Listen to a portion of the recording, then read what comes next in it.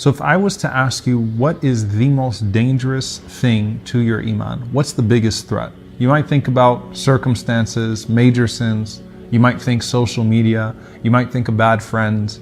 You'll think about certainly things that are haram, things that are forbidden and prohibited, and some of the things that we've already spoken about, right? Like adultery, fornication, drinking alcohol, theft, all these things that we said that iman would even depart from a person if they are guilty of these things. But listen to what the Prophet ﷺ said is the greatest threat to a person's iman.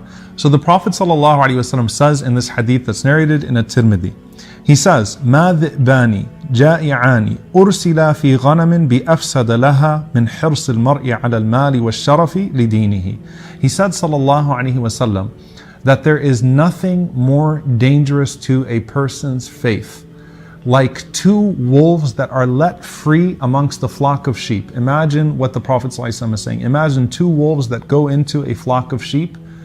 He said, sallallahu alaihi wasallam, the two most dangerous things, those two wolves to your faith being the sheep, are the love of wealth and the love of fame that a person has. The love of wealth and the love of fame are the two most dangerous threats to your iman, to your faith.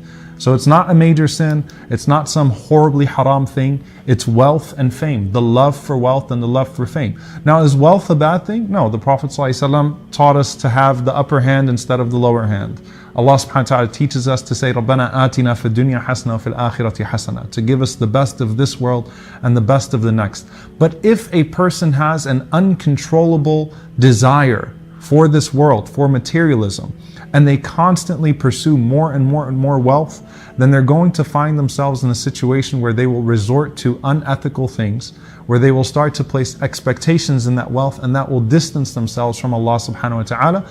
And sometimes having a lot of money changes a person's personality. Wealth can actually change a person's behavior. So they'll start to resort to some of the things that we've spoken about in the past, these major sins that we've spoken about in previous episodes. And then the desire for fame.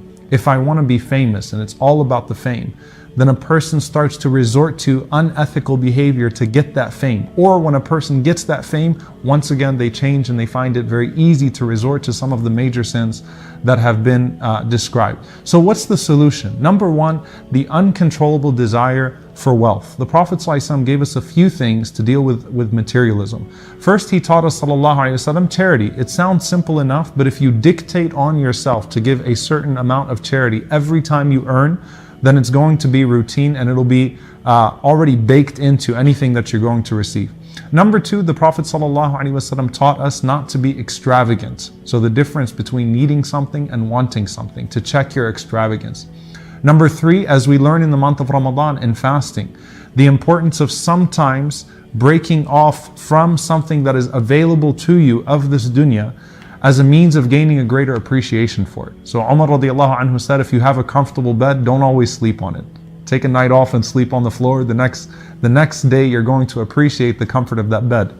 When you fast, you appreciate the blessing of that food. So a person becomes content with what they have. Number four, the Prophet ﷺ taught us to constantly be grateful for what is given to us. As for the love for fame, the Messenger ﷺ taught us that we need to make sure that we never pursue something for the sight of the people. And he taught us that riya, showing off, particularly doing something to be seen by the people, is a hidden shirk. It's actually a hidden form of polytheism, because you turn those people into gods by acting in accordance with their sight. And essentially what we learn from our scholars of tazkiyah, our scholars of spirituality, Ibn al-Qayyim rahimahullah says, a person has to make the sight of Allah more beloved to them than the sight of the people. So secret good deeds, essentially try to get famous in the sight of Allah subhanahu wa ta'ala and with the angels that He boasts to, and forget about being famous with the people. So again, the two wolves that are let out on sheep that would destroy a person's iman are an unchecked love of wealth and fame. May Allah subhanahu wa ta'ala protect us from both, and may Allah subhanahu wa ta'ala grant us the wealth and the fame of the hereafter in the presence of His angels and our Messenger sallallahu alaihi wasallam. Allahumma ameen. See you all next time inshaAllah. Assalamu alaikum wa rahmatullahi wa barakatuh.